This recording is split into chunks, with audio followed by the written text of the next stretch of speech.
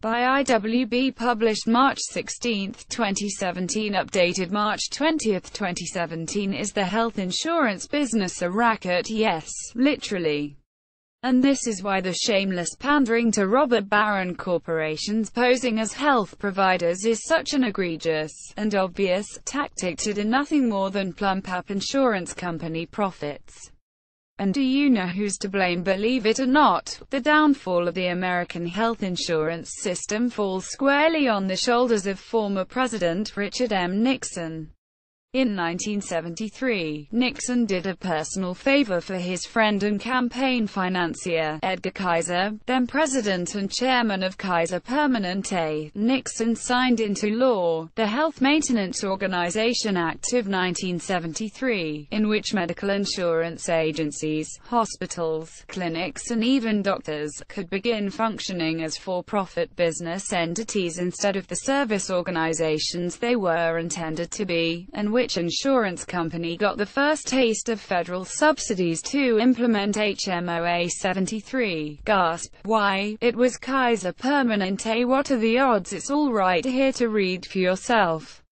And to perfectly cement HMOA 73 as the profiteering boondoggle that it actually was, the law Nixon mandated also included clauses that encouraged medical providers to not cure afflictions, but to prolong them by only treating the symptoms. There's no money to be made in curing sickness, but the sky's the limit when it comes to forcing people to endure repetitive doctor visits, endless and often useless and redundant tests, and, of course, let's not forget the ever-increasing demand for American-made prescription drugs. Have you noticed recently that the words prolonged coma and death have wormed their way into the fast-spoken side effects list of just about every new drug you see on television or hear on the radio? Death from the medicine that's supposed to cure you. You know what'll take restless legs over death, so it's an arms race between insurers, who deploy software and manpower trying to find claims they can reject, and doctors and hospitals, who deploy their own forces in an effort to outsmart or challenge the insurers.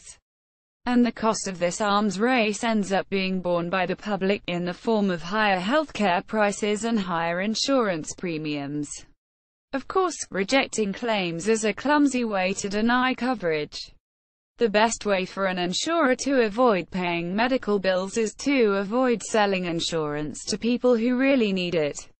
An insurance company can accomplish this in two ways: through marketing that targets the healthy, and through underwriting rejecting the sick or charging them higher premiums. See the patents. TheCriticalA.com 20110831. Skyrocketing healthcare cost thanks President Nixon. Another sweet moment in history. http://send.wiki source.org wiki transcript _of _taped conversation between President Richard Nixon and John D. Ehrlichman 1971 that led to the HMO Act of 1973. Greed has never played a part in it.